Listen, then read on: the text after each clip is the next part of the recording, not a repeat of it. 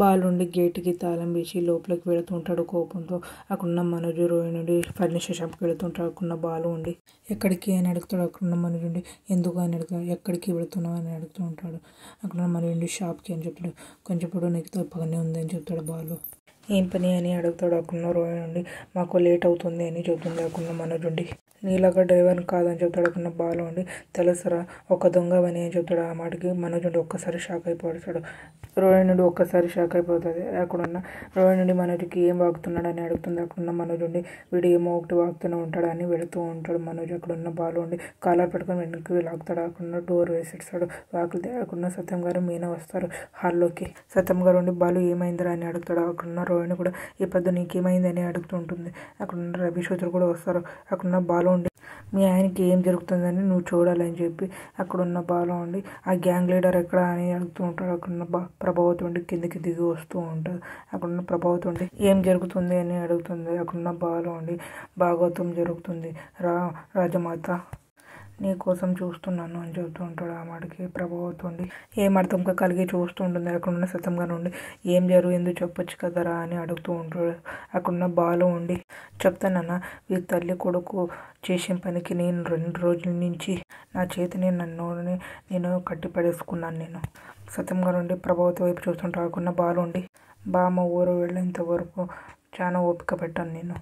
ఇప్పుడు ఉంటుంది అసలు పంచాయతీ అని చెప్తాడు. ఆ మాటకి మనోజ్ ఉండి బాలు వైపు చూస్తూ ఉంటాడు. అక్కడున్న మీనా ఉండి మనోజ్ వైపు చూస్తుంటుంది.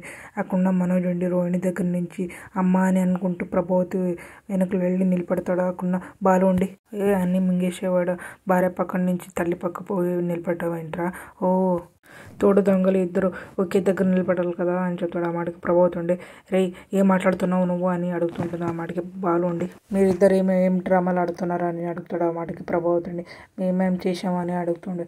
ఆ మాటకి బాలు ఉండి మీనా వీళ్ళ తల్లి కొడుకులు చేసిన కుట్టుని గుప్పెట్లోకి పెట్టుకుంటారా అని చెప్పి పంపిస్తాడు. అక్కడ మీనా ఉండి వెళుతుంది పైకి.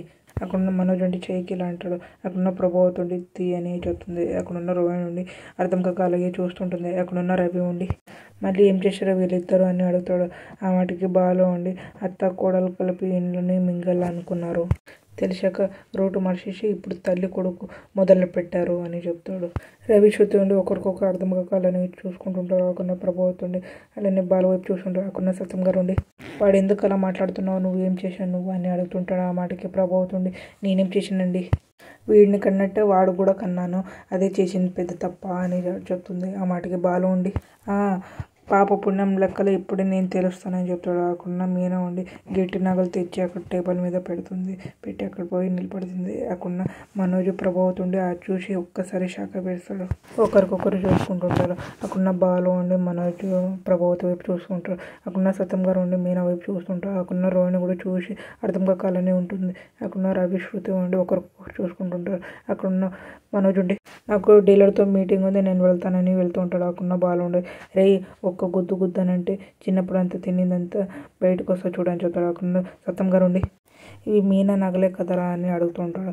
అక్కడున్న బాలు ఉండి అవును నాన్న అని చెప్పి మళ్ళీ కాదు నాన్న అని చెప్తాడు. అక్కడున్న మీనా ఉండి మార్చేసాను మావయ్య బంగారు నగలు మార్చేసి గిల్టీ నగలు పెట్టారు అని చెప్తాడు. ఆ వాడికి సత్యం గారు ఒక్కసారి షాక్ అయిపోతాడు. అక్కడున్న మనోజ్ ప్రభావతి కూడా షాక్ అయిపోతాడు. అక్కడున్న రోహిణి కూడా షాక్ అయిపోతుంది. అక్కడున్న రవి శృతి కూడా షాక్ అయిపోయి ఒకరికొకరు చూసుకుంటుంటారు. అక్కడున్న సత్యం గారు ఉండి ఏమంటున్నావు అమ్మా మార్చారా ఎవరు అని అడుగుతాడు. అక్కడున్న మీనా ఉండి నేను మీ ఎదురు ముందే బంగారం అంతా ఒలిచి ఎవరి చేతికి ఇచ్చాను. సత్యం గారు ఉండి దేనికి అని చెప్తాడు. అక్కడున్న మీనా ఉండి పుసులు తాడుతో కలిపి ఇచ్చాను కదా అని చెప్తుంది. ఆ మాట సత్యం గారు ఉండి అవును అని చెప్తాడు. ఆ మాటకి మీనా ఉండి నాకు తిరిగి ఇచ్చేటప్పుడు మాత్రం గోల్డ్ కలర్ నగలు ఇచ్చారని చెప్తాడు. ఆ మాటకి మనోజ్ ప్రభావతి ఉండి ఒకరికొకరు చూసుకుంటుంటారు. బాలుండి ప్రభావతి మనోజ్ వైపు చూస్తూ ఉంటాడు. అక్కడ ప్రభావతి ఉండి ఏమంటున్నావు అని చెప్తాడు. ఆ మాటకి బాలు ఉండి ఏమీ వినపడట్లేదా చౌడొచ్చిందా కనపడట్లేదా చెద్దనం వచ్చిందా అర్థం కావట్లేదా మతి మరపు వచ్చిందా చేసిన తప్పు అర్థం కాలేదా లేకుంటే మెదడు మురితపోయింది అని చెప్తూ ఉంటాడు. మాకు సత్యం గారు ఉండి అవును ఇవి నిజంగానే గిల్టీ నగరంలో ఉన్నట్లున్నాయి అని చెప్తాడు. ఆ మాటకి బాలు ఉండి బామ్మకి చైన్ తీసుకోవాలని ఈ బంగారం తీసుకొని తాకట్టు పెట్టడానికి వెళితే బంగారు షాప్లోకి ఈ బంగారం చూసి మమ్మల్ని మోసం చేయడానికి వచ్చారు పోలీస్ కంప్లైంట్ ఇస్తామని నకిలీ నగలు తీసుకుని అసలు నగలని మాయం చేద్దామని గెంటేసిన పని అయితే తెలుసా నాన్న. నాకు మీనకు మాత్రం తల దించుకున్నట్టు అయిపోయింది. మేము చేయని తప్పుకి మేము సిగ్గుతో చచ్చిపోయామే.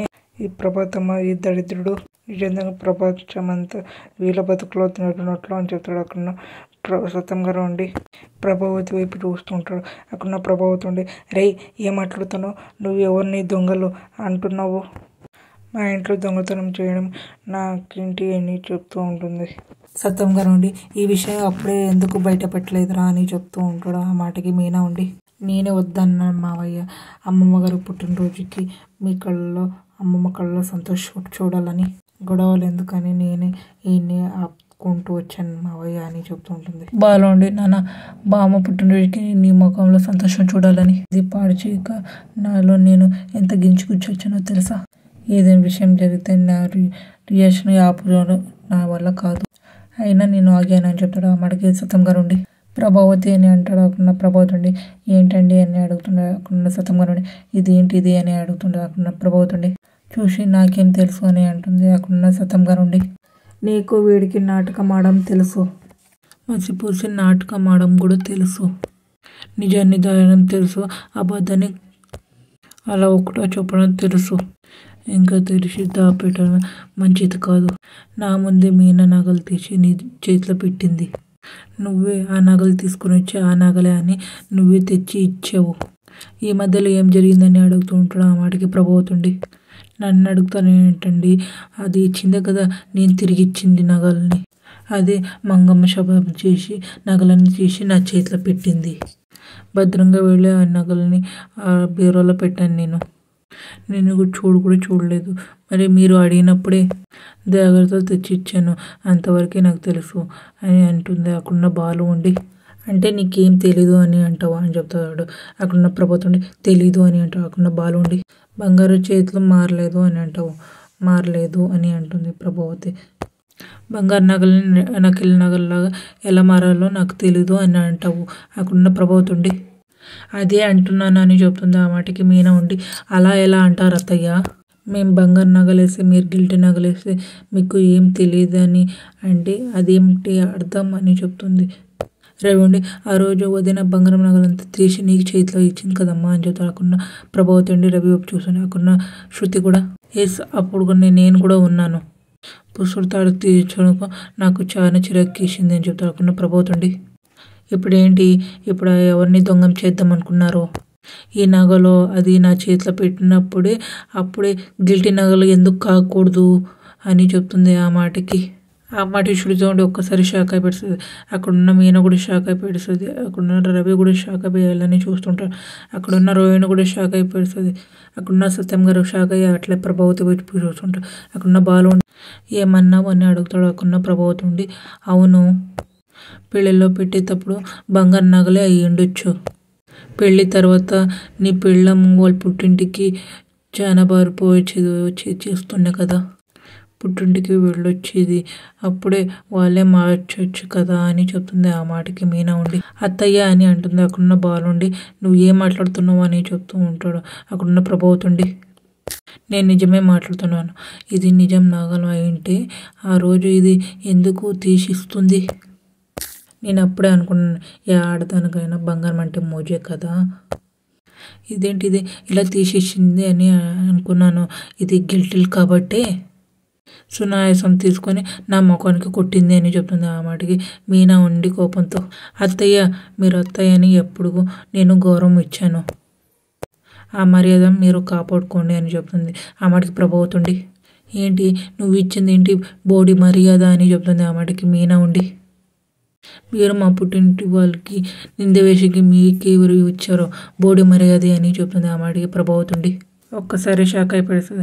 అక్కడున్న బాలు మీనా రవి శృతి ఉండి టేబుల్ మీద కూర్చొని మాట్లాడుతుంటారు. ఇంట్లో మోసం జరిగింది, దగ జరిగింది, కుట్ర జరిగింది అని చెప్తాడు బాలు. రవి ఉండి ఏమి జరిగిందో తినా అని అంటాడు. అక్కడ మీనా ఉండి బంగారంత నగలని గిట్టల నగల్లో ఎలా మారిపోతారు రవి అని అంటారు. అక్కడ రవి ఉండి అలానే చూస్తూ ఉంటాడు. అక్కడ బాలు ఉండి ఆ కవరింగ్ నగలు ఏదో షాప్లో నుంచి తీసుకురావచ్చు కదా, ఆ షాప్లో నుంచి మేము ఫోన్ చేసినట్టు మేము మాట్లాడాలని చెప్తాడు. ఆ మాటకి శృతి ఉండి ఐడియా చేస్తుంది. ఫోన్ చేస్తుంది మనోజ్కి. అక్కడున్న మనోజ్ ఉండి హలో అని అంటాడు. అక్కడున్న శృతి ఉండి హలో, మీరు ఆదివారం మీరు మా షాప్కి వచ్చి కవరిని నగల్ని తీసుకువెళ్ళారు కదా మీరు, అందుకే మీకు బెనిఫిట్ ఇస్తున్నా అన్నమాట అని చెప్తుంది. ఆ మాటకి మనోజ్ ఉండి నేను కొన్నాను, నేను మీకు ఎలా తెలుసు అని అడుగుతుంటుంది. అక్కడున్న బాలో ఉండి షాక్ అయిపోతుంది ఆ మాటకి. అక్కడున్న మీనా కూడా షాక్ అయిపోతుంది. అక్కడున్న శృతి ఉండి ఎస్ సార్, మీరు కొన్నారు కాబట్టి వచ్చి తొందరగా గిఫ్ట్ ప్యాక్ తీసుకోలేను సార్ అని చెప్తాడు. అక్కడున్న మనోజ్ ఉండి ఆలోచిస్తూ ఉంటాడు. బాలుండి దొరికారా, నీ సంగతి చెప్తానని చెప్తూ ఉంటాడు మనసులోన. మీకు ఇష్టమైతే లైక్ చేయండి, సబ్స్క్రైబ్ చేయండి, కామెంట్ చేయండి, షేర్ చేయండి. Thank you.